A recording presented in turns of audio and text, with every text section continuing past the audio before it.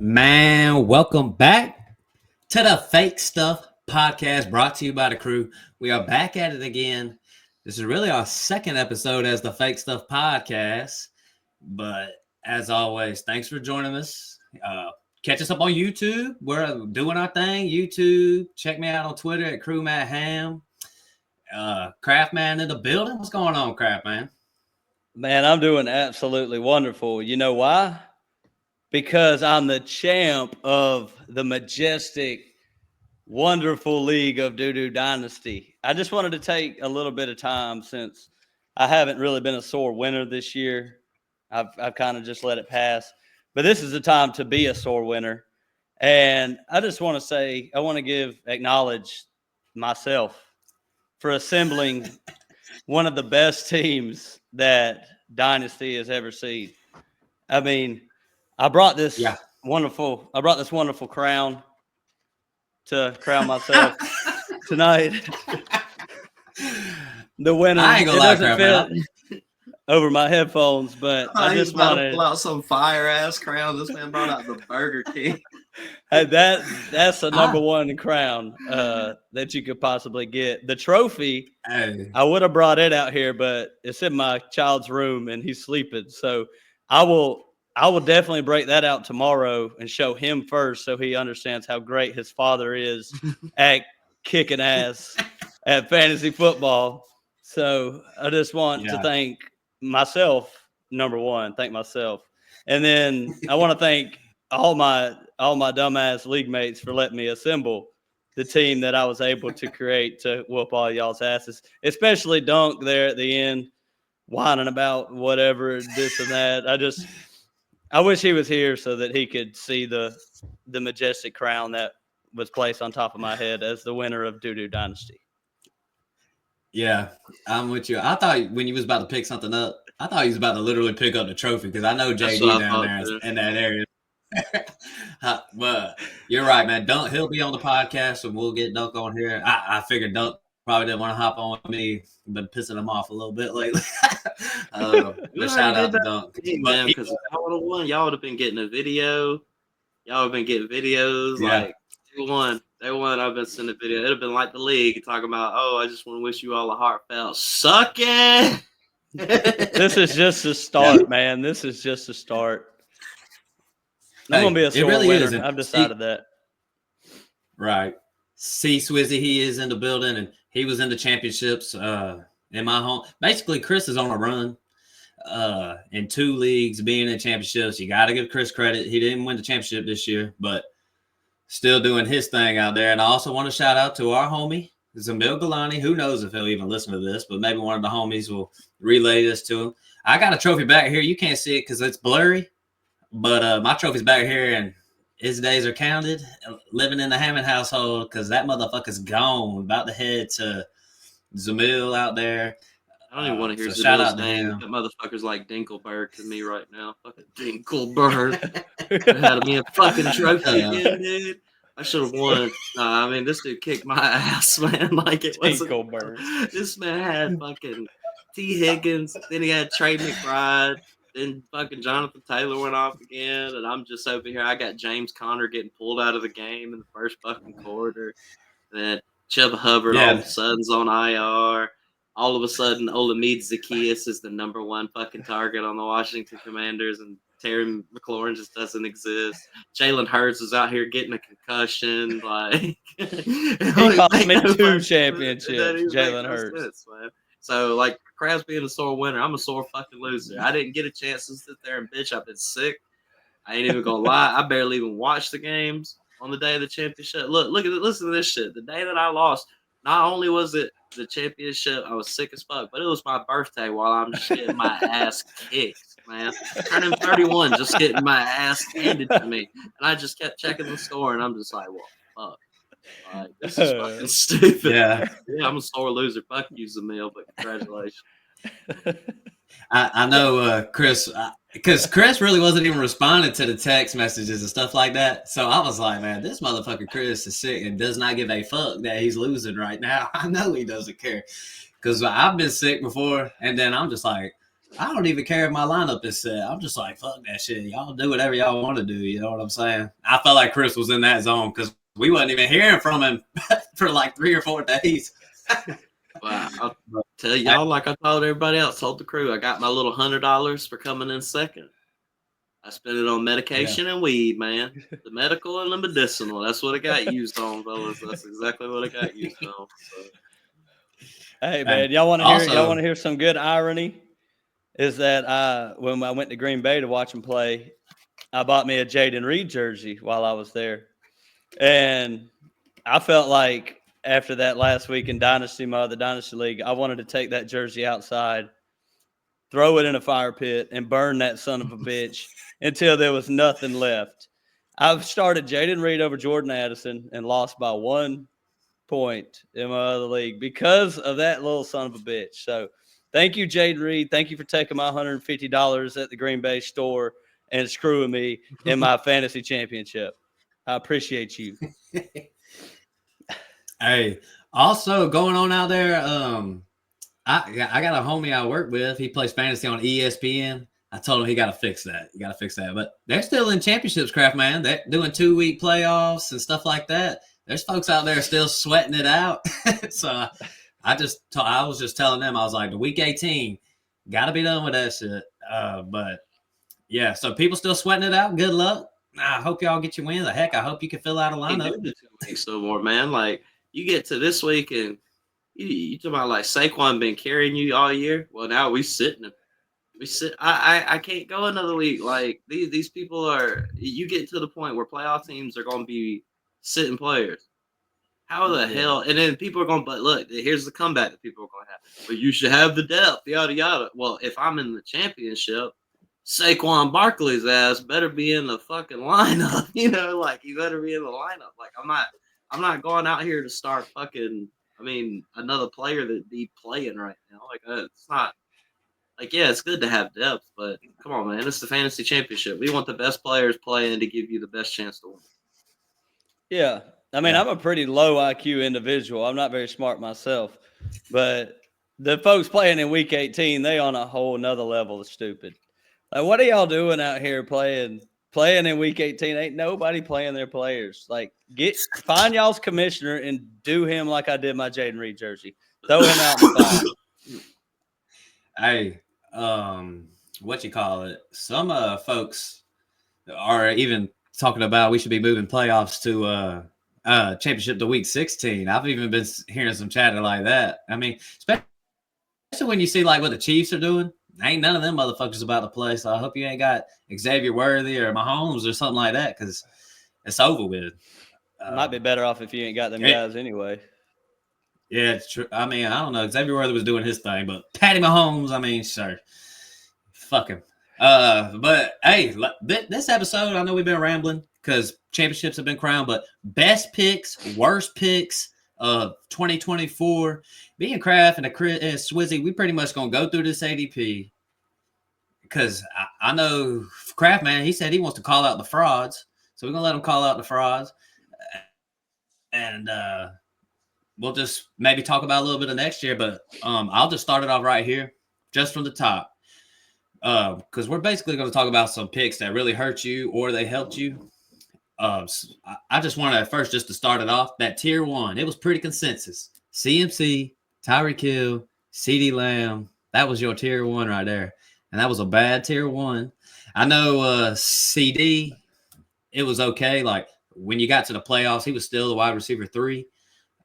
Even though he's playing with Cooper Rush, upside was a little cap. But as far as like Tyreek, CMC, all those shenanigans with CMC, just imagine spending the 101 or the 102 on CMC. You're done from the jump. It's over with. But that tier 1 really disappointed this year. What do you say, Crab Man? Oh, it was atrocious. I mean, Tyreek for sure. I mean, McCaffrey, but his was injury related and it stung week 1 when he got rolled out, and then it just accumulated from there. But the Tyreek situation, getting drafted as a wide receiver 1 or the number 2, and he finished as a wide receiver 20 on the season. He was a wide receiver 30 in points per game. And he was just he was just bad, and he was bad with Tua. He was bad with Tyler Huntley. He was bad with Tua. He was bad with all the quarterbacks, and I don't really understand how it went from so good the season before to so bad this year, because Tua really only missed like 4 or 5 games. And what do y'all think is going to happen next year with Tyreek? Is it going to be like this year, or are you still going to be drafting him pretty high because he screwed a lot of folks? I mean, I'm just wondering where they're even going to go. Like, if you think about it logically, if you're being objective, because I'm going to say some things about Waddle here later too, but if you're being objective, even though you was hurt by Waddle and Tyreek, they're really buy lows when it comes to dynasty. And when it comes to redraft, their prices are going to be low. I mean, where's Tyreek Hill going next year? I mean, he's going behind 4, 5, 6 receivers, you know what I'm saying?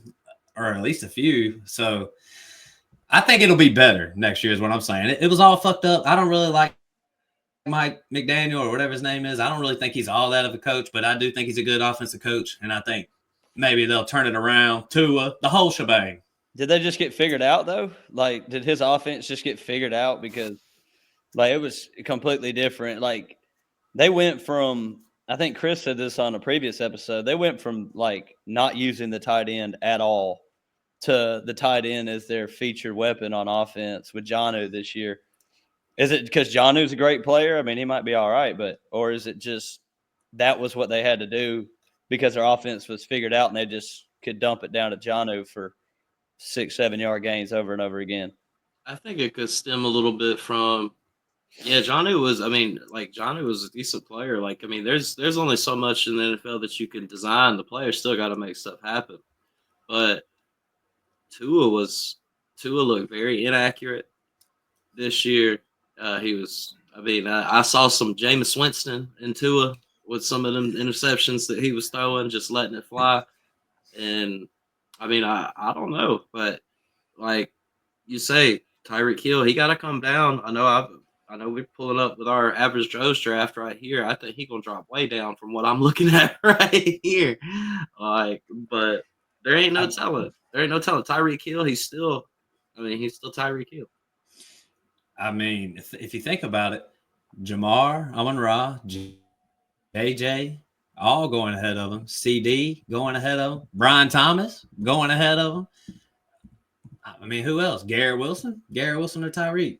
Drake London or Tyreek next season? I mean, I don't think he's down there with Drake London.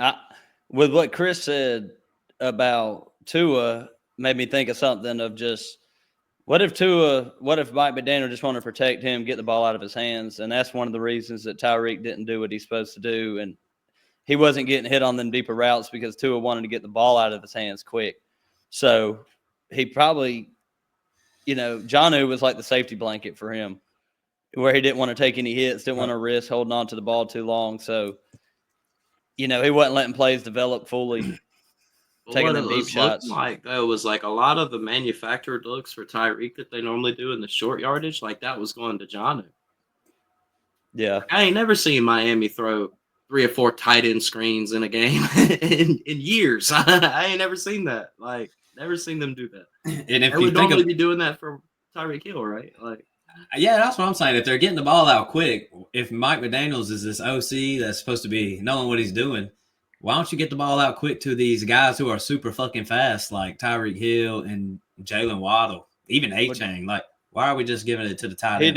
He did do it to Etienne. Like, Etienne and Jonnu were the main guys, but ever since Jaylen Waddle's first year when he was like the target hog when Tyreek wasn't there, he hasn't been used like that anyway. So I can understand why he took the big dip this year because his ADOT's usually really high. But like you said, I don't understand why they didn't try to get Tyreek the ball in space. He said his wrist was hurt from the cops arresting his ass or whatever that lingered all year. I mean, I ain't going to get into that shit. Man. Crap, man. As a man that's been in handcuffs, that thing ain't hurting throughout the whole year. I'm just being real. That's That's crazy. But go ahead, Crab Man. Give me another bad pick, man. Man, another bad pick was Breece Hall. that was our dynasty RB1, and there's no way we can put him up there this year. I mean, the Jets offense was just atrocious. They didn't dump the ball down to him a million times like they did last year with Zach Wilson. And speaking of Zach Wilson, somebody might need to give him a chance because the Jets offense, he might have been better than Rodgers was this year, but Breece went at the 106 as the RB2, and he finished as the RB18. He didn't help nobody. He didn't help you in the championship. He didn't help you in the playoffs. Like, I traded mid-season. I traded Kareem Hunt and Chase Brown for Breece Hall, and that was one of the bigger mistakes that I made on the season because he was just never right. So do y'all think it's like a talent thing? You think it's going to be like this with the Jets? Like, how far down are you going to be on Breece? Man, when it comes to running backs, I ain't going to be that far down as far as redraft. But you're right. We had him as dynasty running back 1. That's done with. We can't justify that no more. I think the offense, Aaron Rodgers, I'm just going to be real with the Jets. It looks like Aaron Rodgers and Devontae Adams. I don't know if the Jets really even care about winning games. I'm just being real. I just think Rodgers, yeah, they just out there just slinging the rock. That's why Garrett Wilson ain't happy and all that stuff. Listen, Breece Hall's good. He's got talent. I'm sitting here looking at his game log. He definitely had some good games, but the offense was all wonky. He was a little banged up in the back half, so I'm not going to really kill Breece Hall. I would definitely have him on my team next year in redraft. I would buy low if I can in Dynasty because you saw how bad the offense was with Zach Wilson, and the dude did go off. I don't know what the Jets are about to do with Aaron Rodgers and all that. I don't know if they're coming back and running the back or not, but I would feel better with Breece Hall. I would feel better with Breece Hall if Aaron Rodgers and them were gone. So that's how I see that situation. Yeah, like same thing with Garrett Wilson. Like you said, like he pretty much said that he's not coming back if Aaron Rodgers is back. So we'll see what the Jets do, man. Like they can keep screwing up and following Aaron Rodgers, whichever way he wants to go, and just totally mess up their whole organization more than it's already jacked up. So, I mean, we'll see what happens to the Jets next year. But we got to talk about we talk about Garrett Wilson a lot on the pod. This is the first time we brought up Breece, but I mean, there's a pattern there. It all comes back to just Rodgers wanting all his guys and the Jets being dumb for bringing them all in. Right. Jeudy's coming out of retirement. He'll be with the Jets next year. I mean, you see Breece Hall's upside is running back 2, at least. So it's like I'm not going to just shove him aside and be like, nah, I ain't taking Breece Hall next year. Like, I definitely still want Breece Hall, but it's just got to be under some different circumstances. And as far as Dynasty goes, I mean, you might as well buy low if somebody's unhappy with him, if you can get him. I mean, what's buy low though? I mean, I don't know how far he would have dropped in the Dynasty rankings for somebody to be looking to get rid of him. If it was Dunk, he'd be trying to give you Bucky Irvin, because he thinks he's God. Yeah, I've been getting the old Bucky Irvin for Jonathan Taylor trade. I'm not doing that. He told me it'd have to be Gibbs. I was like, I just took your ass down through there in the championship. I ain't about to give you the player that did it. Yeah. I do think Bucky Irvin's good, and I think he'll be way up there. Maybe we'll talk about him some. I think his stock and redraft, he'll be way up there, but trading for those guys, that's utterly absurd. Yes. But I'd actually be a bit more worried about Breece, not just because of the Jets, but because of Braylon Allen. Braylon Allen, just seemed like, I don't know, the Jets have always just been when they run the ball, they run the ball. And Braylon Allen looks like, a running back. He's not one of your prototype running backs that they got everywhere nowadays. Like, it worked for Breece whenever Zach Wilson was there throwing the dump off. Aaron Rodgers said, I ain't throwing no fucking dump off. I ain't giving you no bullshit pity pat. Fuck your fantasy points, motherfucker. And then they're just giving it to fucking Braylon Allen and let him. I mean, he was probably getting 1 or 2 more yards than Breece was, but it was just a shit show. Where did Braylon Allen go to college? Wisconsin, right? Wisconsin. Yeah, where did Aaron Rodgers play most of his career? California. Oh, you talking about Green Bay? Yeah. That man said, "This is my Wisconsin brother, and this is the guy I want in the game." Aaron Rodgers called the whole situation, man. I'm telling you. You don't even need that much in common, but Rodgers was like, "I'm doing everything." Well, I mean, Rodgers, I like to eat cheese, like straight up. Like that makes me like your Wisconsin brother. So if you want to like reach out and like bro, motherfucker, if you meal or something, like or send me some cheese. I'll take some cheese too. You know what I'm saying? That man Chris said I like to eat cheese straight up. Hey,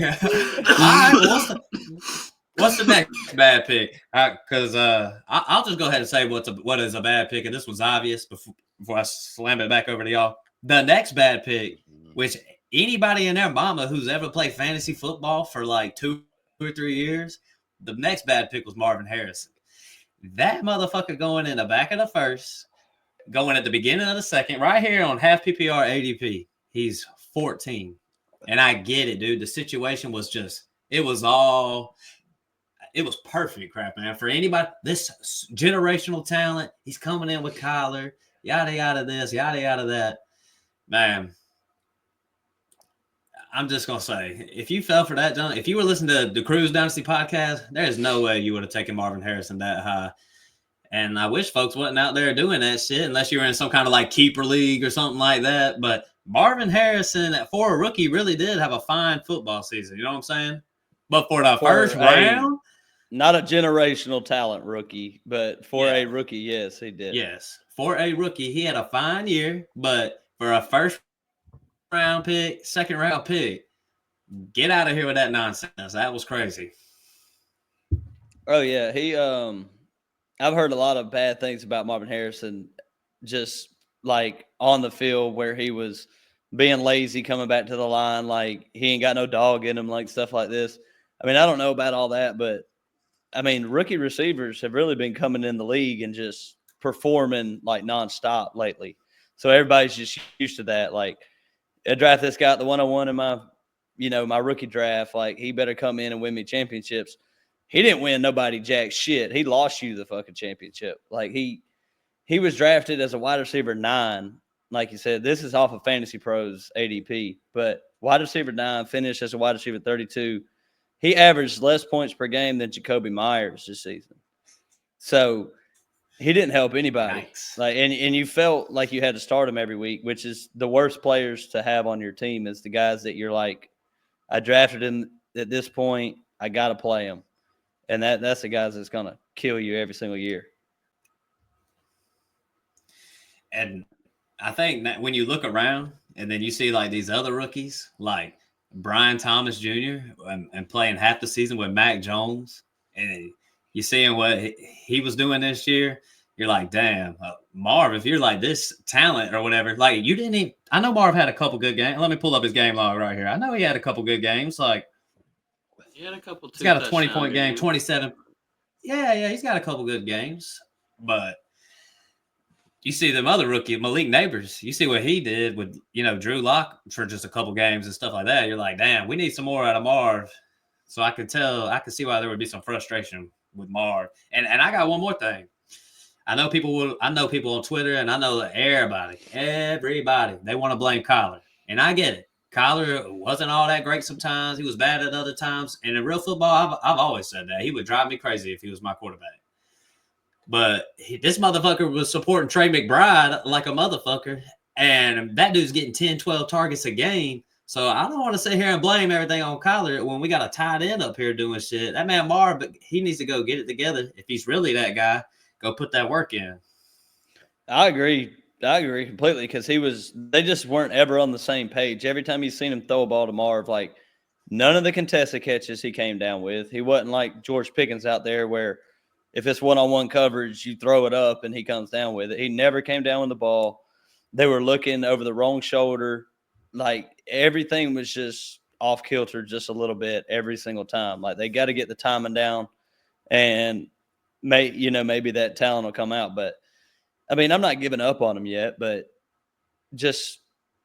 I just think a lot of rookies outperformed him, and it opened my eyes to Malik Neighbors, Brian Thomas, and all them guys, I don't think I'm going to sit here and say, oh, Marv should still be ranked ahead of them guys because he's a generational talent.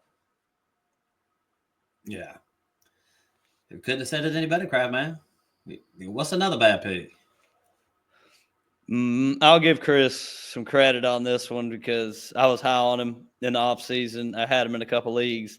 He sat on my bench in doo-doo all year. But Donkey Kong Metcalf was really a disappointment. JSN had his breakout, and that's not the reason DK was bad. I don't understand why DK was so bad, but that was JSN breaking out just killed DK. And I watched a couple Seahawks games at the end of the year, and their whole entire offense ran through JSN. It wasn't a fluke with JSN. It was just they forgot about DK Metcalf being even on the team. So I don't know what to do with him in the future. Like it's a weird situation. He finished as wide receiver 32. He wasn't good. Got drafted as wide receiver 18, so he let you down. And come next year, I think he probably should be drafted as a very back end wide receiver 2, high end wide receiver 3. I don't really see a whole lot of, coming back to like a back end wide receiver 1 for DK. So good job, Chris. Damn it. Chris been on DK. I've really been step to step with Chris on DK until this year. For some reason, my dumb ass, I was like, I like DK's price and all that. Chris stayed on it, and Chris was 1,000% right. I'm looking at it right here, and this is half PPR. This man has one game over 20 points. He got injured, and he missed a couple games. They had the bye week, and it was done.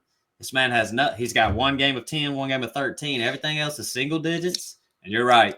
And then we're giving Chris a lot of credit. We'll give the Craftman a little credit. JSN, best buy low in Dynasty. It's JSN. He's the man. He'll definitely be shooting it up. But, yeah, Chris, you were right. DK, ass. He ain't shit. I just think that once they figured out that JSN's not like, oh, we're going to play him right here and this is the only spot. They done figured out you could put JSN anywhere on the line, and then they done figured out a cheat code with Njigba. They done figured out why this kid was as highly touted as he was, even though after his first season it didn't look like really good. Now they done figured out, well, hell, we've been just trying to run this kid on little go routes the whole time, and he ain't doing shit. Give him the targets. Let him get the targets. They kept throwing him screens the year before. Like, he was getting targeted behind the line of scrimmage like he's You're right. I had just this crazy tackle breaker that's just gonna incredible with the ball in his hands, but that's really not what JSN's game is. Like, if you watch the Seahawks games, JSN was the one in motion like CeeDee Lamb is every game. They're moving him all over the place. And, Geno, that was his safety blanket this year. So JSN just seemed like he was rock solid. And you throw him in your lineup. Like, once you made that switch, it was like, all right, JSN finishes wide receiver 8 this season. It is like your prototype technician route running wide receiver. He goes out. He is a playmaker. Makes plays. He may not be breaking tackles and stuff like that, but he can carry your offense if you feed him the ball. Yeah. Yeah. So as far as Dynasty goes with DK, can't really sell him. Can't really, just got to hold. Am I right? Or would you sell him expecting it to get way worse, Kraft man? No, I don't expect it to get worse. I think this is probably the lowest he's going to finish, like, in the next couple of years. I think it'll get a little bit better. I mean, they didn't hit no big plays. I don't know how many touchdowns he scored on the year, but DK's usually getting close to 10 touchdowns this season. But I don't know if he's I don't have his game log right ahead of me, but I don't remember him scoring a touchdown after like week 5. I don't either. And he went on a tear for like 2 or 3 games where he was scoring them. And and then after that, it was just like, damn, they're not even throwing this. They're not even looking at DK, even when he came back. Yeah. I mean, he just wasn't getting used in the red zone. He's a big target. And I mean, Geno didn't throw a whole lot of touchdowns, but I got it right here. He scored 1 touchdown after week 7. 1 touchdown. So bad. What's crazy is that DK is like your screen wide receiver because he's your track star. He's out, he's fat. He's your fast, real fucking fast, but he's massive. And you're not getting targeted in the red zone. You're not catching the ball in the backfield to make plays. So after he came back from that injury, it was just like, where were you even putting DK? I was seeing they were moving DK around like crazy. I was seeing DK line up in places like Tyler Lockett would line up, and Tyler Lockett's lining up, and Tyler Lockett's getting the read over DK Metcalf. I mean, it's crazy. When they played the Packers, I remember watching that game, and we beat the crap out of them, but we doubled DK the whole game, and we just let JSN get his 6 or 7 yard gains over and over again. So I don't know if it was all DK or if defenses were just saying – I mean, defenses are doing that anyway where they're trying to eliminate the big play. Yep. So it might have just been like, hey, let's not let DK beat us over the top or take a slant to the house. Let's just let him dink and dunk down the field. And DK's not your dink and dunk type. He doesn't function very well in that type of offense. Yeah, I agree. I mean, it's like you said, they wasn't hitting the big play. The big play really doesn't even fit Geno's game like that. You know what I'm saying? Like JSN and Geno, like if Geno's going to be sticking around for a little bit, it's going to be perfect for JSN the way I see it. But they got to get DK more involved. Like their offense definitely took a hit when they decided not to feature him a little more. Yeah. Well, and Kenneth Walker being out all the time ain't no good either. Yeah. What else you got for me, Crab Man? Oh, well, one of the biggest busts, we talked about him a lot on the pod, but Travis Etienne was just an absolute travesty. Travesty Etienne. Came up with that right now. He's garbage.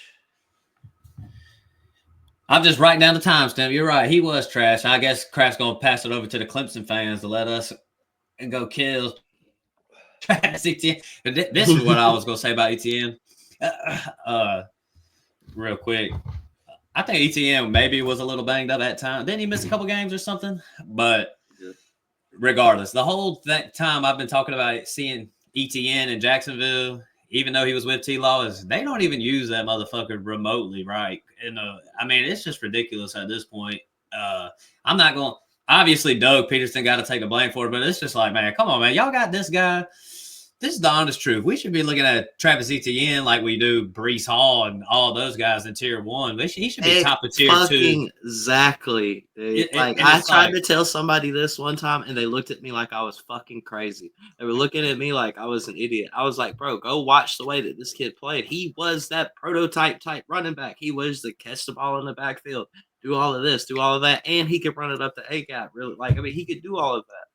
But I mean, it fell apart. I don't know what's going on. Like I said, I think he was dealing with a little bit of injuries, but I ain't making excuses because whenever he was healthy and he was playing, the efficiency was atrocious. It was awful. The offensive line didn't get fixed over the offseason. That's true. That was another thing I was going to bring up. I mean, the offensive line was not addressed at all. Which is literally what we was talking about in the offseason. We were talking about the Jacksonville doing this and that, but we said – I actually was specifically saying, unless I'm wrong, I was saying, have they done anything to do anything about that offensive line? I mean, they didn't do a damn thing about it as far as I could tell. Maybe bring some free agents or something. I do like that what they got with Brian Thomas Jr. and all that, but that's a lone spot on the offense that you can be happy about this season. And maybe Tank Bigsby, if you have him, like he gave you a little hope that he might end up being a decent running back, but like to go with what y'all were saying a minute ago with Etienne, he should be used like Jahmyr Gibbs is being used in Detroit. Yeah. Even if he doesn't he shouldn't be an 80-70% snap guy running up the A-gap all the time. Like get this dude out in space, throw the ball to him, let him make people miss out in space, and still run him in between the tackles every now and again. But he just, ever since he's been there, even when he had his RB2 season in 2023, like he still wasn't used right. He just got a whole lot of opportunity. Yeah. And that was the only reason he was he was good. So it comes down to redraft. I'm gonna be kind of. If I'm even thinking about having a draft Etienne, I'm watching what the Jags are doing at this point. Yeah. Dynasty, though, I'll be honest with you. I'm not too worried about Etienne because I don't think Etienne is going to be a Jacksonville Jaguar for much longer. He's a good buy low. Like he is a perfect buy low if you believe in the talent, which I think we all do think he's talented. They paid Trevor, right? But they didn't pay Etienne yet. They can fifth-year option though. They got his option, but you got one more year where you go. Somebody's going to take a shot on Travis Etienne. I mean, can we all just agree that Doug Peterson, that motherfucker got lucky? Nick Foles went on some run that can't be duplicated, and that man won Doug Peterson the championship. That's how I feel. I mean, I've never thought Doug Peterson, even after they were done winning that championship, and he was still with Philly, they were bad. They weren't even that good. They were terrible. I mean, and then now he comes to Jacksonville, and it's like, look at y'all's offense. Aren't you an offensive guy? Like, this shit is stale as can be. I mean, I don't know. You got T-Law, who's a generational talent. You know, you got Etienne, a first round. You got Brian Thomas Jr. over there. And this is what y'all are doing? I mean, come on, man. This shit is getting ridiculous. They need to just get rid of Doug, the whole thing, and bring somebody in who can just put together a creative offense, or at least put together an offense to just let Trevor Lawrence throw the ball 50 yards 30 times a game or something like that, if that's what y'all want to do. I honestly think that the Jags bailed him out and made him look good one year whenever, because the Jags sucked all those years and got all those first-round picks. And, you know, they take Trevor Lawrence. They get Travis Etienne. They get Trayvon Walker and all these players. And then all of a sudden, the Jags make the playoffs. And then now it's like, y'all are right back the fuck out. Y'all ain't making shit now. Like, you ain't doing nothing. But the defense is terrible too. So like, the defense is still pretty bad. They've got some good. The only good thing that I like about their defense is the line up front. I mean, who is it? Eric Armstead? Is that who's on there, or on the edge? Another player, but they got some. I mean, it's all right at best. Like, it's not good.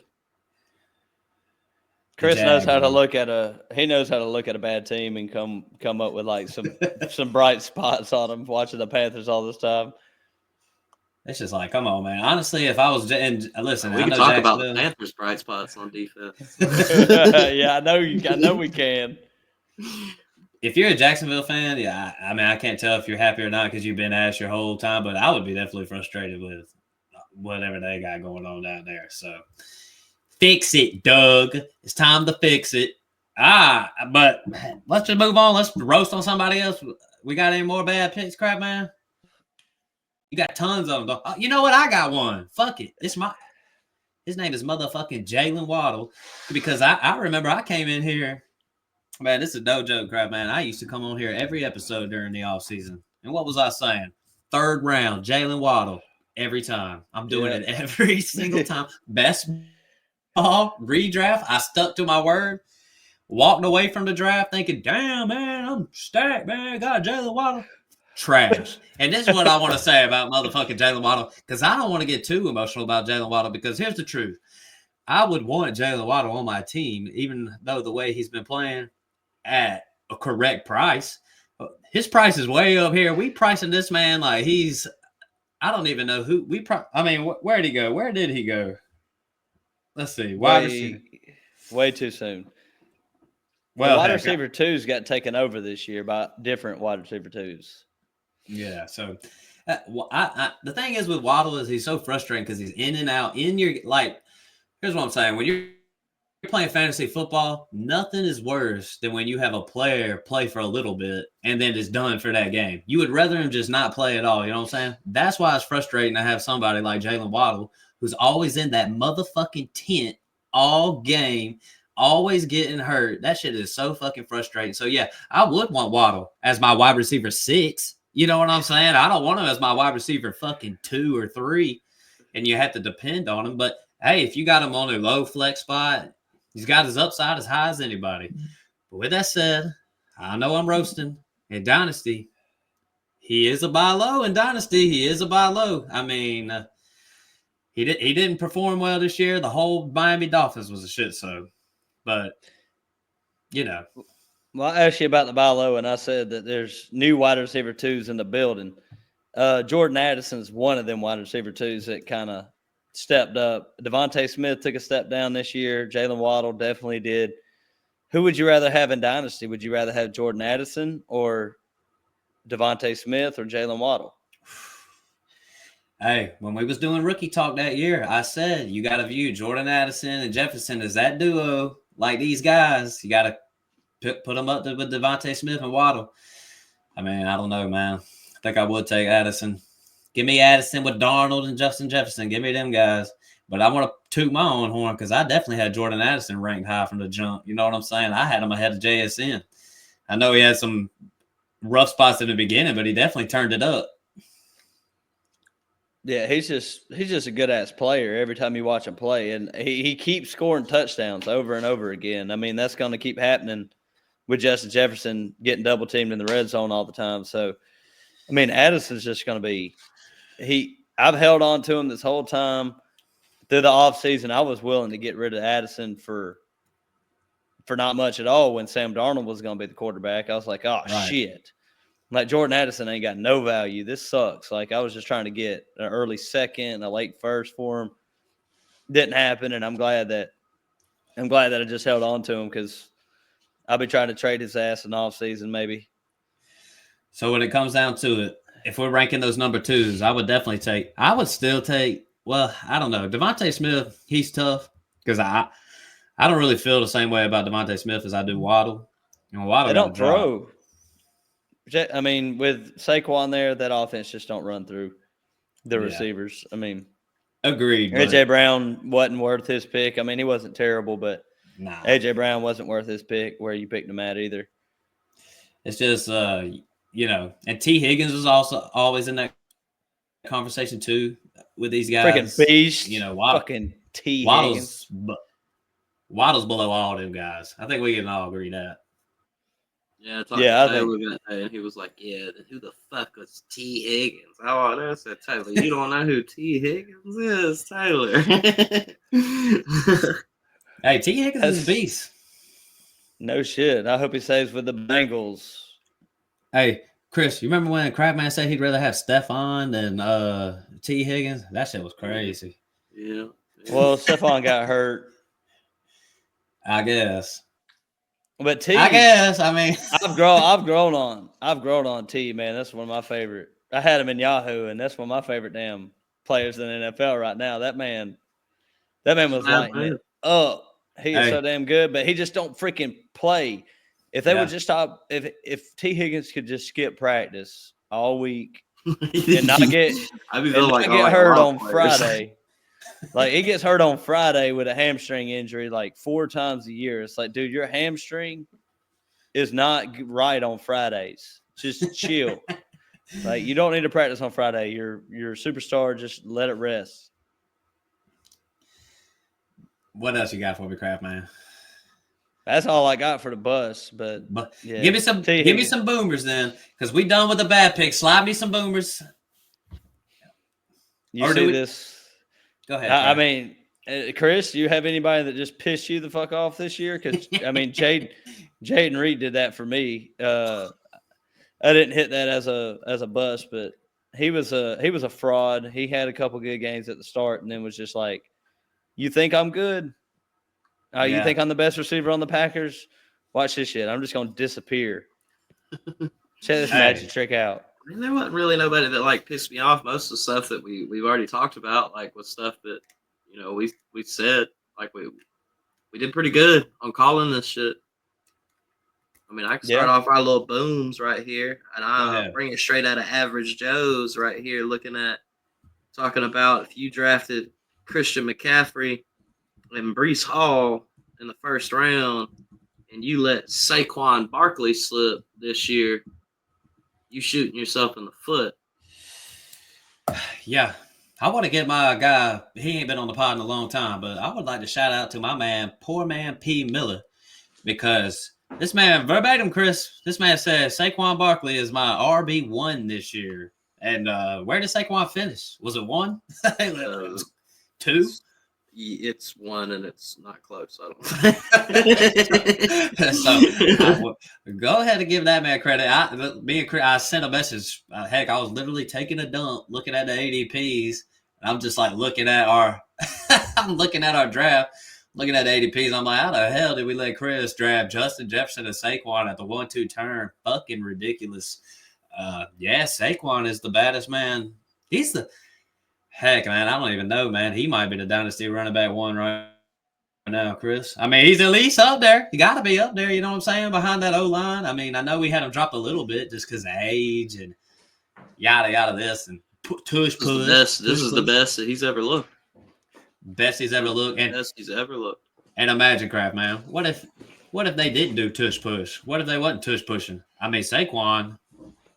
I mean, it's fucking ridiculous. That right there was probably one of the best picks, if not the best pick in fantasy football this year was Saquon Barkley. I was asking Chris this, Kraft, man, is Saquon Barkley dynasty RB 1, 2 might be behind Bijan, but maybe 2, 3. I mean. Yeah, I think he probably deserves to be in that like RB2 range. And it's just something so simple to remember. And how we miss it's just ridiculous because of the tush push and touchdowns and stuff. But Saquon is just a great talent. And then he went to this team with an incredible offensive line, and we didn't really bump him up our rankings. I mean, running backs can transition to other teams and do just fine. Like Joe Mixon did it. Saquon did it. David Montgomery did it with Detroit. I mean, when they go to a better situation and they're a good running back, they're going to be better for fantasy. Unless they get hurt, obviously. But right. And I guess that was the only thing holding Saquon back was just like some people had a lot of burns from Saquon of like, I ain't drafting this guy. I mean, my brother says it all the time. He's like, Saquon, every time I have him, he sucks. Same thing with McCaffrey for me. Every time I have him, he sucks ass. Every time I don't have him, he goes the fuck off. So, like, that had to be the only reason that he got drafted lower than some other guys because he's been in the league for a while. Fantasy managers got burns from having Saquon, and it just kind of holds over. That's why you see, like, these newbies who just start fantasy win championships because they're like, I ain't got no burns from players. Like, this player ain't hurt me before. It's nice not to have no personal vendettas against players, you know. Right. Yeah. Hey, but I did my best to warn the people about old Christian McCaffrey before the season. I sounded that off real early. It is wild. Something's fishy, man. Something's fishy about this shit. Chris did get out of Christian McCaffrey right before this year. Shit just cracks me the fuck up. Shout out to Akil. Hold that bag. Akil definitely going to be stacked next year, though, if CMC comes back. Him and Bijan, stacked. As soon as nobody wants Christian McCaffrey, he's going to be the RB1 next year. I mean, yeah. That's the way it goes. You ain't told a lie yet. Yeah, that was probably the best pick in fantasy football, no doubt. The next best pick, though, I ain't gonna say it's the next best pick. I gotta roast myself as just a fantasy person real quick. Justin Jefferson, because I was saying, what was I saying about Justin Jefferson? I said I don't want him with Sam Darnold. I think we need to discuss Puka or Justin Jefferson or this and Justin. I mean, his ADP is still 4. And I was still saying, I'm taking A.J. Brown over J.J. Sometimes I just need to relax and pump the brakes a little bit and just be like, the best wide receiver is the best wide receiver. He's still going to go do his thing. Now, Sam Darnold went out there and that ain't the point, though. I was just saying that ain't the point of him being the best wide receiver. That's a piece of the puzzle that he's the best wide receiver. But the main part of the puzzle is that Minnesota and their offense can run with whatever quarterback they put in there. Like Sam Darnold's balling out. Sam Darnold was a number 1 overall pick, and he's showing why he was. But Minnesota's one of them teams where you put a quarterback in that situation, that offense is going to succeed. So, and I mean, O'Connell's going to win Coach of the Year. I mean, it's in the bag.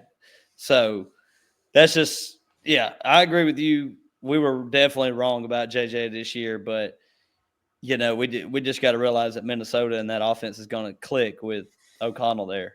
It doesn't matter. It doesn't really matter if McCarthy comes in and plays next year. We need to be just as high on JJ. We don't even need to think about it.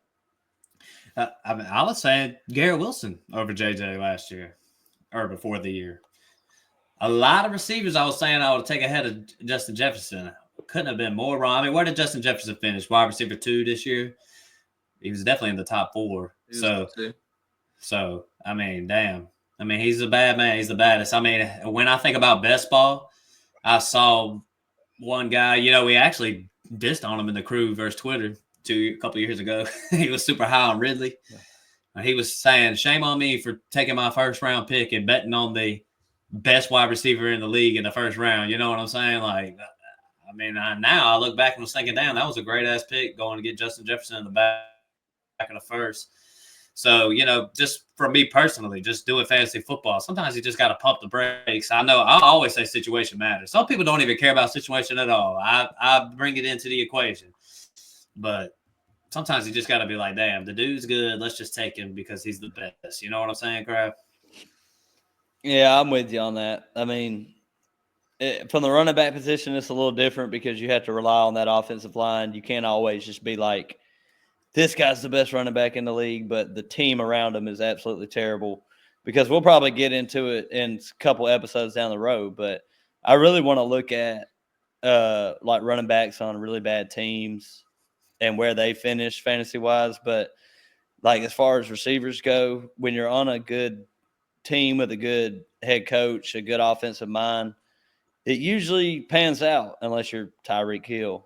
So that's the problem with it. It's like we thought that they were bulletproof with that offensive scheme, and then Tyreek Hill's dog shit. So yeah, fantasy football, man. It's like Chris says, it's a fickle bitch. Y'all got any other good pretty much showed, though, man, that they could just go out here. They could probably throw Bill back there in there, and he could go out there and give Justin Jefferson 120 yards pretty easily.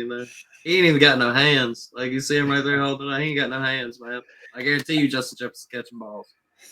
No phalanges, bro.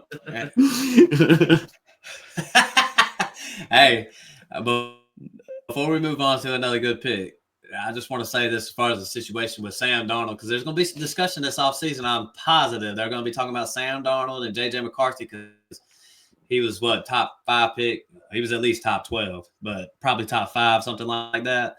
And this is what I want to say about that situation, and I know you Crap Man and Chris, you probably already know what I'm going to say.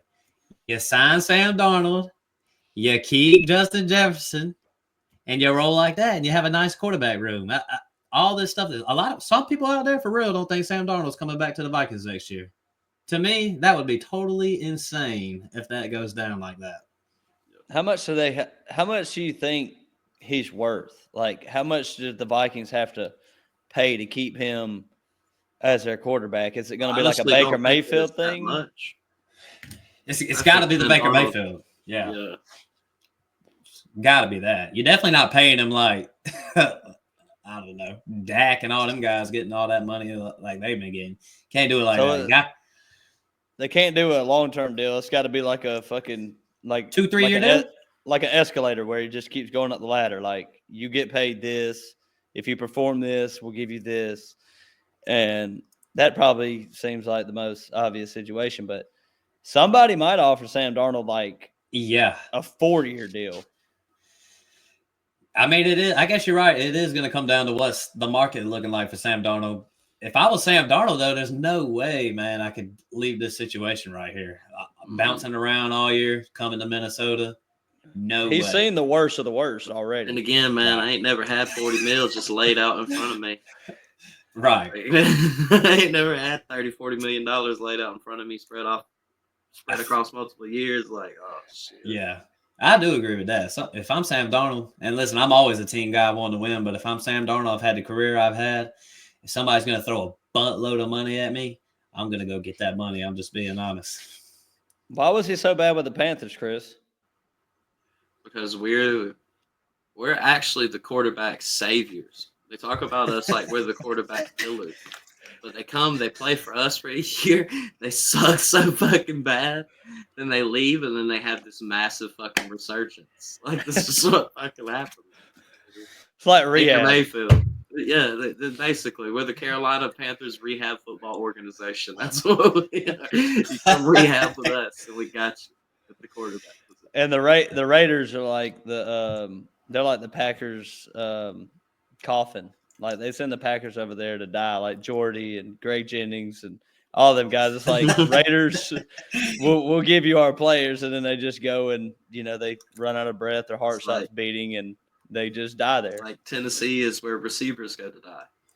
You 28, 29, and you sign them with the Titans and you're a wide receiver, your career is over, bro. It's done. Unless you get traded like DeAndre Hopkins. You're done. It's over. Preach, man.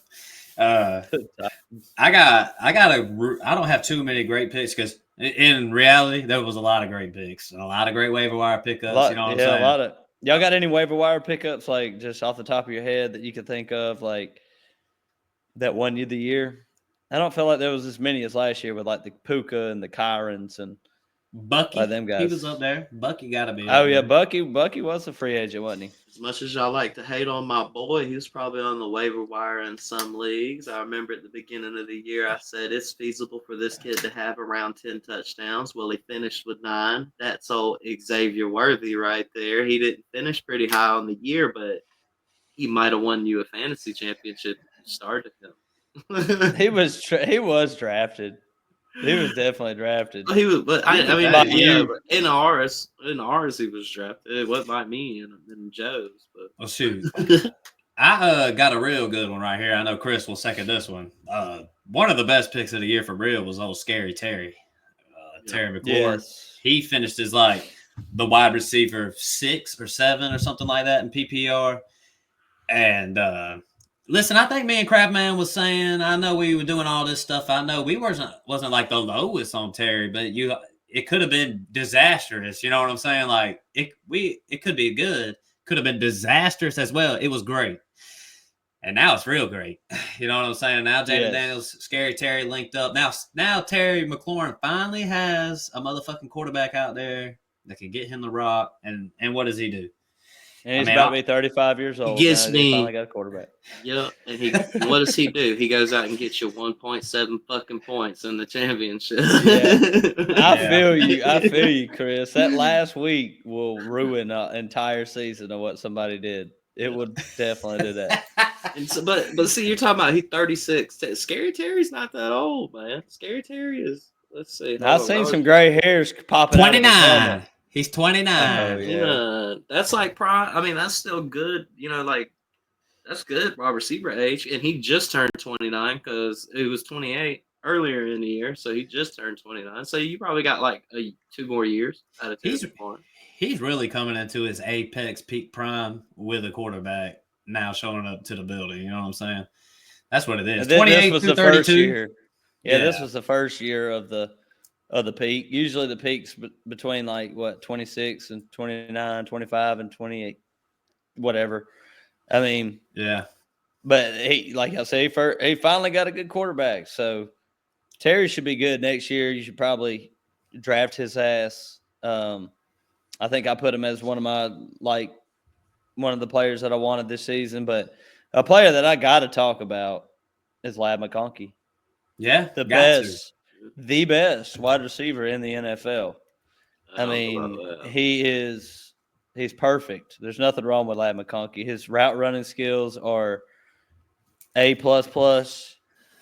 His footwork is impeccable. His footwork is impeccable. Seriously. His speed makes Tyreek look slow. I mean, he's the perfect guy. Perfect receiver.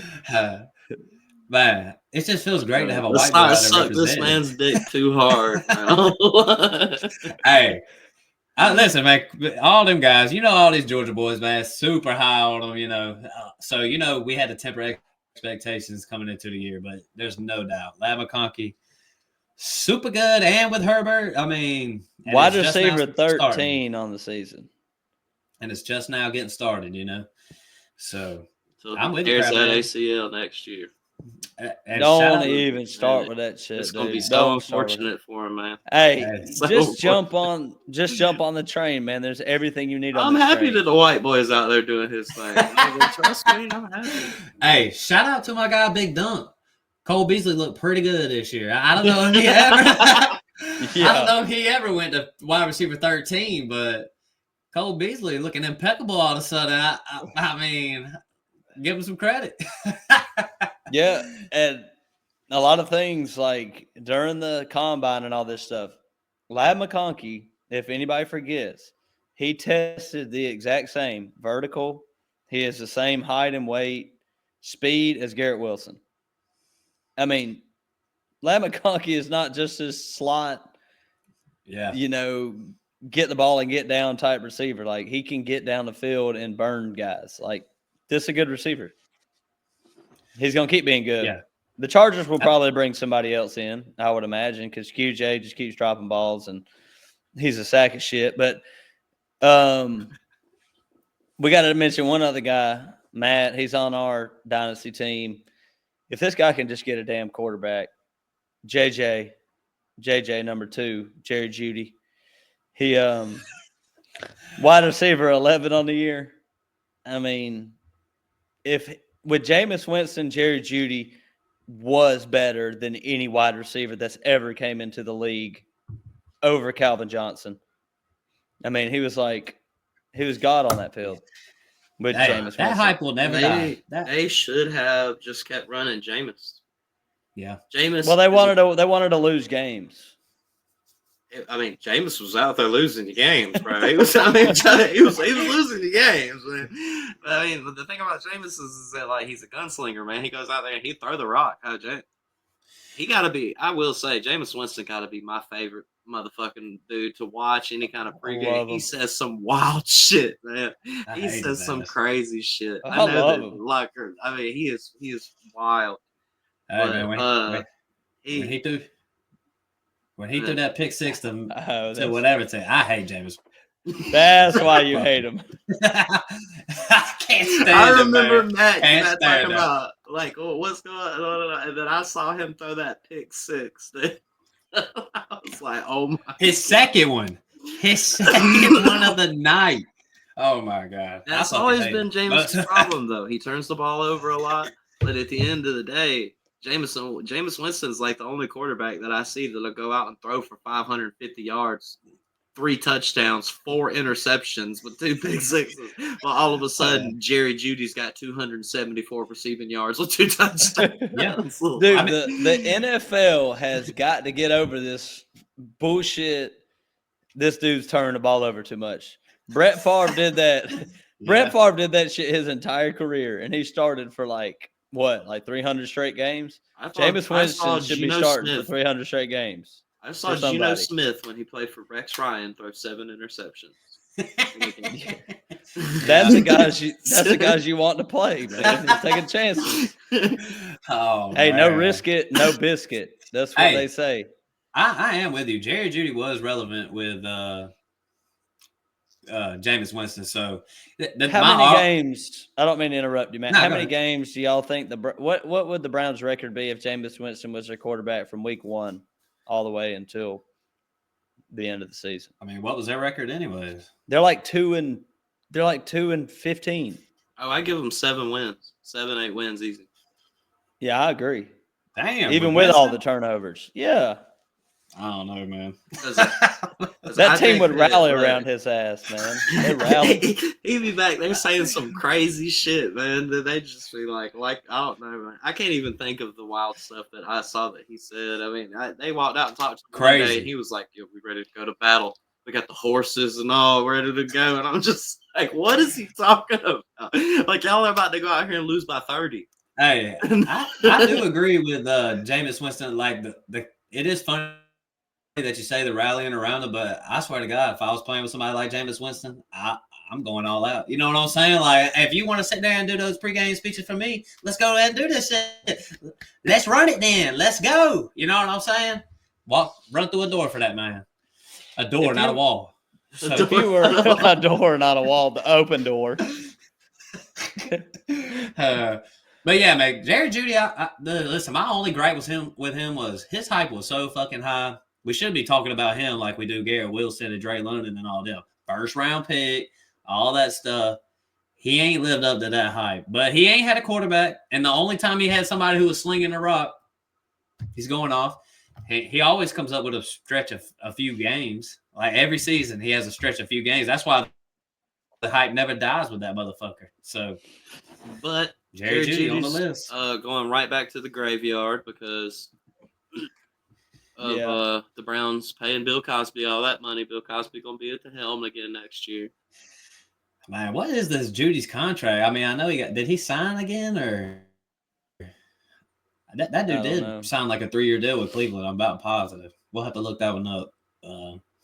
But crap, man, anybody else you want to slide out there? Swizzy? I mean, we mentioned Bucky. We hadn't mentioned Chase Brown. He finished as an RB11, really only playing like Zach Moss and him were splitting like the first quarter of the year before Zach Moss went out. I think Chase Brown would have finished as like a top 6, top 7 running back on the season if he'd have got everything to begin with. And the reason I want to bring up Chase Brown, especially for dynasty purposes, is if the Bengals, they've already paid Burrow, they got to pay Chase. If they want to pay Higgins, they're not going to bring in an expensive running back.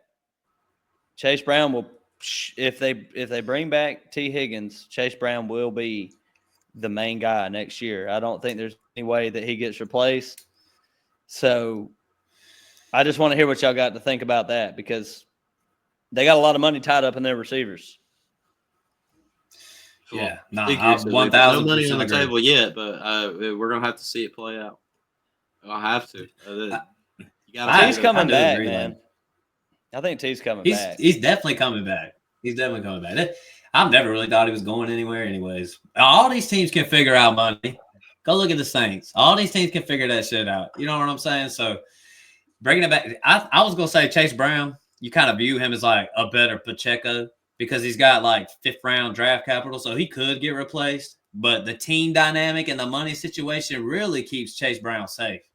So I really would expect Chase Brown to be the guy next year. So this is why I'm going to say sell high, because he's at. I'm just kidding. Chase Brown's good, but hey, if you want to get a first for nothing for a guy you just was nothing. And me and Crab, we love Chase Brown coming out of I'll trade a first for Chase Brown. I'm not trading. I mean, you're not gonna get like I would rather an early first, but I would definitely not trade a late first for Chase Brown. I'd rather just hold on to Chase Brown. What Brian do you want Thomas Jr. and Lad McConkey were in the late first. BTJ. They were. Lad McConkey. I'll take them 2 over Chase. That was one of the best wide receiver classes in a while. Jonathan Brooks was also in the late first. Yeah. I mean, he retore his same ACL. Xavier Worthy was in the late first. I mean, I'd rather have Chase Brown than Xavier Worthy. Still tough for me. Not a hate on Worthy, but I'd still rather have Chase Brown. I do think Chase Brown is good and safe for next year, but I don't know. These names you're bringing up. I don't know, man. I would definitely take some of these guys. Keon Coleman was a late first. I mean, it's still a 50-50 chance. Yeah. There was a lot of receivers last year that was like pick your guy, and a lot of guys miss, and some guys hit. If you were Lad McConkey, he went at the 102 above Rome Odunze for me, so he did not fall that far. Yeah, that one was wild. I ain't gonna lie. Y'all made fun of me for that shit. Well, now what do you think? Lad or Rome Odunze? I mean, Lad for sure. That's not even close. I'm taking Rome Odunze. Not even close. Hey, if I could trade Lad and get Rome Odunze plus. What? Are you for real? The Bears? I've been done come on here and said Rome Odunze is the best buy low in Dynasty. I stick to it. I still think we'll see what happens. We'll see what happens next year. Hey, people said I was crazy for having Jordan Addison up there, but after 2 years, I mean, that was more feasible though. That wasn't a historic franchise that just the Vikings. The Vikings just aren't like a historically shitty franchise. I don't know. Like I mean, Chicago they're okay. I like the Falcons. Every now and then, they're not the Chicago Bears. I mean, I agree with the Chicago, with the organizations and all that, but I mean, look at the talent of Roma Dunze compared to Ladd. I mean, that really ain't that close. Tell me how it works out for Roma Dunze next year. I just want to hear what happens with the Bears to make it feasible where Roma Dunze is a great receiver for the Bears. Just tell me. What you mean? I just think they're going to be good. They're going to be better. I mean, Caleb Williams still threw for like close to 4,000 yards this year. He was a rookie. I mean, was their season really that bad? I mean, come on, they're the Bears. Yes, they're the Bears. Was it that bad? It was bad. We can say they're the Bears in some situations, but we can't say they're the Bears in this one. They're the Bears. Like, was it that bad? Come on, man. I mean, isn't there some teams like, for me, it's the Bears when I think of bad. Isn't there some teams like in your train of thought that you always think is terrible, where you're like, they can't be good? Jets. I mean, the Bears at least had Jay Cutler. What they do with him? Browns. He's an alcoholic now, getting pulled over for DUIs and shit all the time. Hey, that's just like you said. It's the Bears, man. It's the Bears. I ain't even gonna hate on Jay Cutler, bro. If I play for the Bears, I'll be getting DUIs every night. If you can fucking, hey, you ain't lying. Sit on the sideline and you can smoke you a fucking Marlboro Red after every fucking drive. You a fucking legend, dude. And you have your fucking Kristen Cavalieri all the goddamn time. And then whenever y'all break up, you telling her to go get a job. That's fucking hilarious, man. I love Jay Cutler. That motherfucker's a legend, man. Hey, Jay Cutler is the epitome of I don't give a fuck. Because that motherfucker did not care. On the pod. Hey, he might join us. I might go holler at him. Let's get a few more views. We'll holler at him. Tell him to come talk to us. Special guest, Jay Cutler. He comes on here like, I'll just ask this. Is it implausible that we can have a jump like JSN this year? It's not impossible. And it's not impossible, but I will say that it's highly improbable. I'll just say JSN did it, and he's in Seattle with Geno.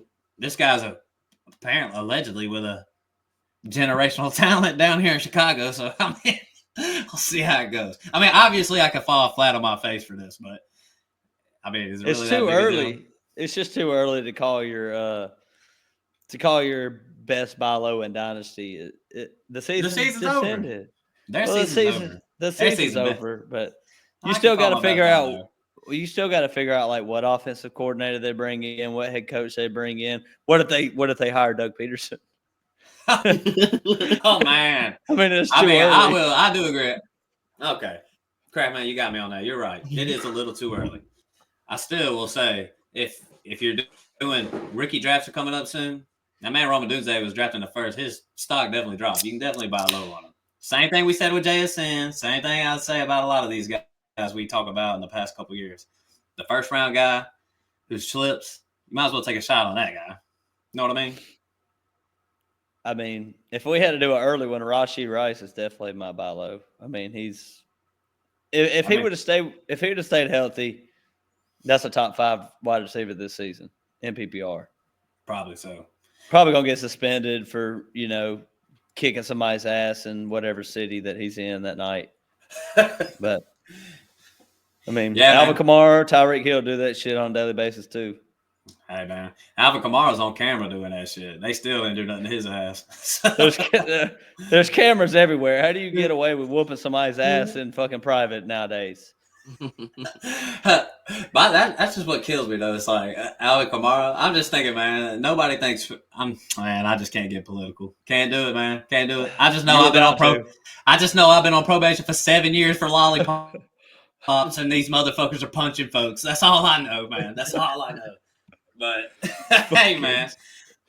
Wrap us on up, man. Crap, man. Anybody else y'all want to throw there? We can wrap it on up. No, I'm good. I'm good. I just. For Chris and myself, one of my favorite players in the league, Chuba Hubbard. Just yeah, you always got a room at my house. Like if you want to come stay the night, you always got a place to stay. What was the word on him being put on IR? Why is he on IR? He has He has a grade 2 hamstring. I'm gonna be real. Them putting on Chuba on IR to me really tells me that they like Chuba and expected more from Chuba. I mean, I feel like if they just thought Chuba was just Chuba, they would have just thrown him out there. And I was like, nah, let's say this guy's hamstring. Let's keep him on. Let's get him ready for next year. You know what I'm saying? I thought it was like it's weird, but I thought it was like a positive sign they put him on the IR. Chuba to the moon next year. I agree. I'm going to ask y'all these players that we had as breakouts. I'm going to ask them real quick. Where do they go next year? What round did they go in redraft? So, JSN. Round 3. 2? Okay. Late 2, if not right at the turn of the 3. All right. Chase Brown. 5. Yeah, he's going to be in that little dead zone probably. Probably going to be, what do they call the RB dead zone? Probably going to be in that range probably. Say they don't sign a running back. Where does he go? 5. I mean, no way. I mean, he ain't going to go that high. I'm still taking James Conner and all of them over him. Yeah, same. I'll take Kenneth Walker. I'll take if Chase Brown's alone, I'm taking him like back of the second, third round. Like Joe Mixon. Like you remember when you missed on Joe Mixon last year with the Bengals? You remember that? I drafted him. What do you mean? What did Joe Mixon do? I drafted him this year, and he killed my ass. So I certainly don't have no love for Joe Mixon. Yeah, he's stuck there in the playoffs. Motherfucker's trash, man. Just like the whole Texans team. Whoever got the Texans in the first round of the NFL playoffs got a bye week. They really aren't that good. No, they're not. They're not that good. I got a couple more names. Chuba. Where does he go? Probably in that 5. Probably looking like. I mean, I feel like you're talking about the same. I'd take Chuba higher than Chase Brown. I'd say probably like 4, right there at the 4 or 5 turn, maybe. Brian Thomas. He's going in the first round, bro. Second. If he ain't off the board in the first, you let him fall to me in the second, I'm going to take Brian Thomas. I mean, Brian Thomas finished as the wide receiver 4 at the end, didn't he? So I would take the 4 guys over him, maybe. I might would take Brian Thomas over him. Well, I don't know, man. I might have to pump the brakes on that one. I'll take them 4 and then Brian Thomas, though. I mean, who else is up there like that? Let's just say he's the 5th wide receiver off the board next year. I just couldn't do that, like, with the offense, which being Jacksonville. I mean, he's already proven that he can do it with them, but I guess I just have to see it for another year. Like, most of these top 4 receivers or whatever we've been talking about are on top-tier offenses. You want Brian Thomas Jr. or A.J. Brown next year? Brian Thomas is just going to have to be one of them guys, like, you just call it. Like, I'm just going to do it, and I'm going to live with the consequences. But I would probably take Brian Thomas over A.J. Brown. Over Puka, I would probably take Puka. If Matthew Stafford's back, I would definitely go Puka. Man, I get that Puka's good, but I have not really understood why the elevation of – I mean, Puka ain't did all that. He wasn't all that good this year. Let me go through the leaders. Let me go through the leaderboards this year. He missed like 8-9 games, though. We'll kind of compare a little bit to the leaders. So would you go Brian Thomas over Scary Terry? Yeah, probably. Chris, what about you? Answer that, Chris. I know it's gonna be close. It'll be close. That is close. I'd probably take Brian Thomas, but I don't know, man. Scary's a little more safer in that situation too. Mike Evans. I'm taking Mike. Ah, man. Fuck.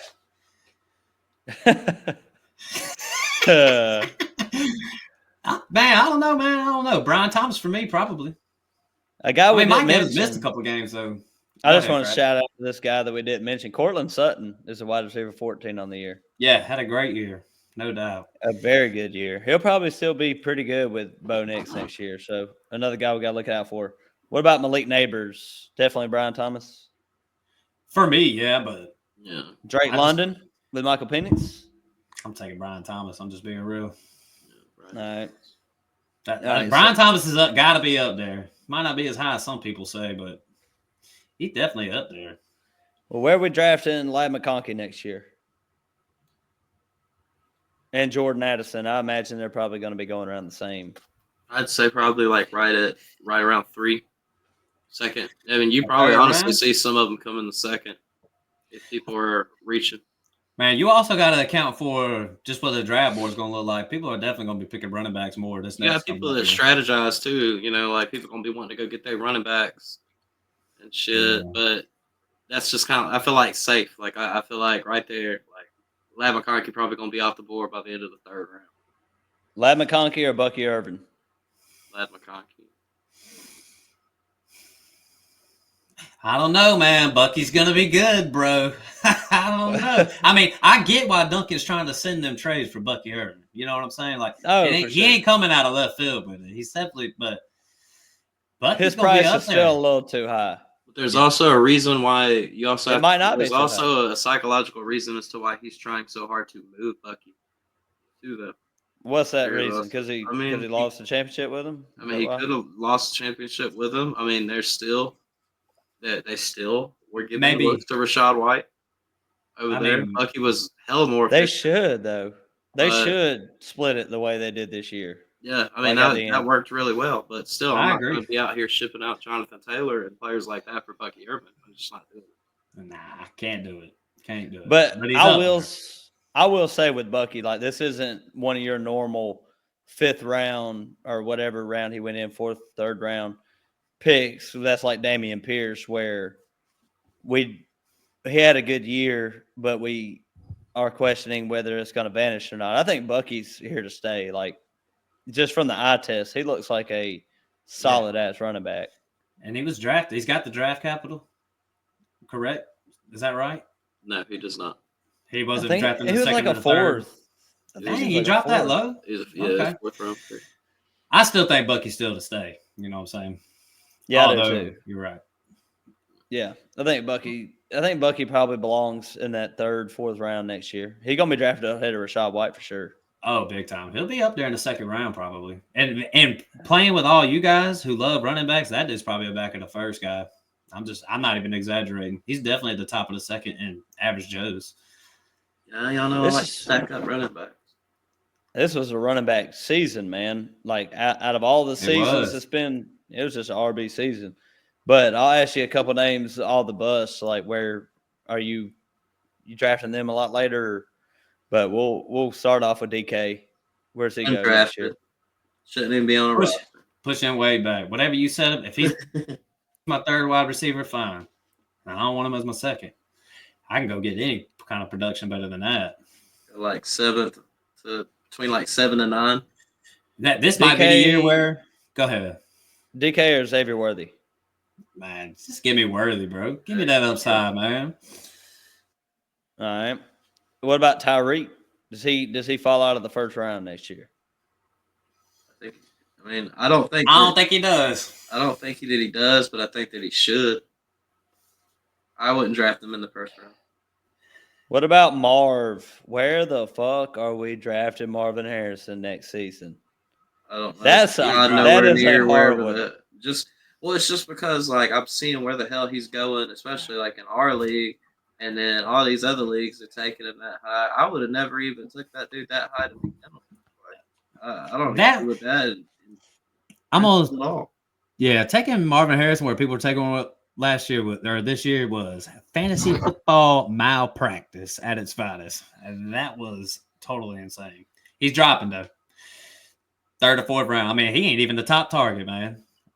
Give me Trey McBride though. He's probably one of those that's like, well, if he's still here, I'll get him. Right. Yeah. He's at the bottom of a tier, and you're like, okay, I'm taking Marvin Harrison. That's damn.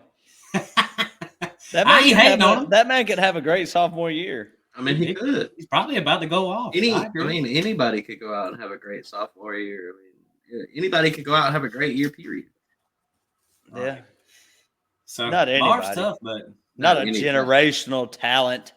I mean, a non-generational talent could do it. Man, you got to quit throwing out the term. There ain't no. It's funny how we have a generational talent every year. Can't be that generational.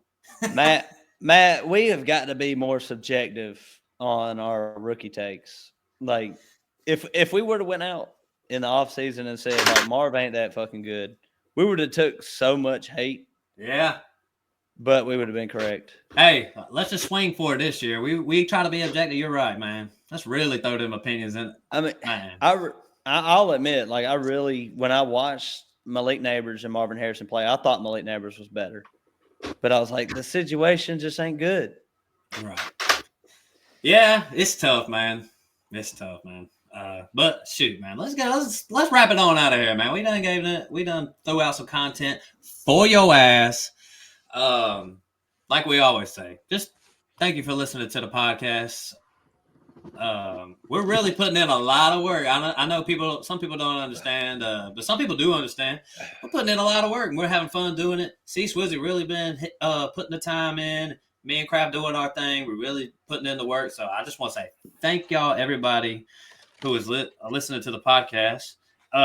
YouTube, man, go check us out on YouTube for real, man. We just started putting it on YouTube. Ask Swizzy, ask the Crab, man. We getting it popping from the jump. View it. We're gonna start trying to stream a little bit too whenever we can. Join the Discord. See, Swizzy, anything else, man? Anything we need to say to these folks? Just make sure if you want when our content comes out,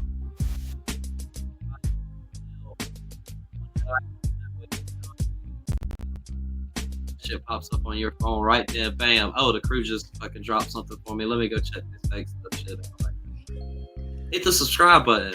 Yeah. Hit the bell in the top right.